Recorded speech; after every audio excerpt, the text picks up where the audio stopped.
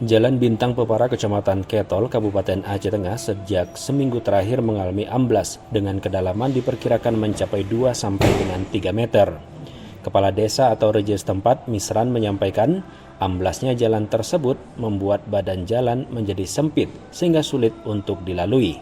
Apabila tidak mendapatkan penanganan, jalan tersebut terancam putus dan menyulitkan akses masyarakat ke ibu kota Kecamatan Ketol. Ya, artinya yang korban nggak terlalu parah lah, tapi minimalnya kan kita kan khawatir. Takutnya nanti ada warga yang lain seperti itu juga kan khawatir juga kita Pak. Dijelaskan Misran, jalan Bintang Pepara yang nyaris putus itu saat ini hanya tersisa kurang dari 2 meter.